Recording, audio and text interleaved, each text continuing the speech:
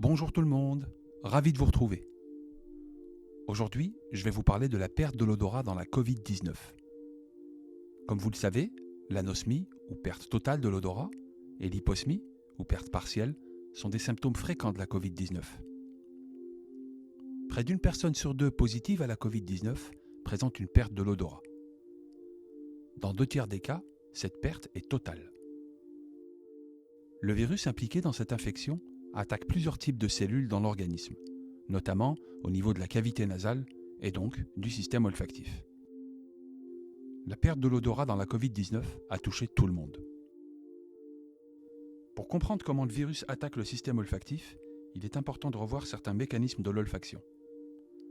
L'odorat implique un ensemble de cellules localisées dans la cavité nasale et des régions spécialisées dans le cerveau. Les cellules de la cavité nasale sont de 3 types. Les neurones, qui portent les récepteurs olfactifs, les cellules basales, qui permettent le renouvellement de ces neurones, et les cellules de soutien, qui garantissent un bon fonctionnement aux neurones. Les mécanismes biologiques sous-tendant la perte olfactive dans la Covid-19 restent encore mal compris. Le virus de la Covid-19 se multiplie grâce aux cellules de l'organisme. Ces cellules portent un récepteur particulier. Le virus utilise ce récepteur comme une serrure qu'il peut ouvrir grâce à une protéine située sur sa membrane. Une fois dans la cellule, le virus peut se multiplier et se propager dans le reste de l'organisme et en dehors pour contaminer d'autres personnes.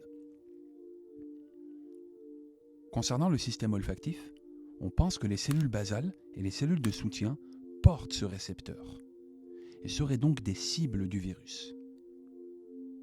Une fois ces 2 classes de cellules infectées, le fonctionnement des neurones olfactifs ne serait plus garanti. C'est la perte olfactive. D'autres hypothèses à l'étude impliquent directement les neurones olfactifs ou des mécanismes d'inflammation au niveau de la muqueuse olfactive. Les études sont en cours pour comprendre à quelle vitesse les personnes touchées récupèrent. Les dernières données suggèrent que plus de 90% des patients récupèrent après 6 mois. Certains en moins de 2 semaines, et d'autres après plusieurs mois. Plusieurs projets scientifiques et cliniques tentent de trouver des solutions à celles et ceux qui n'ont pas encore récupéré leur odorat.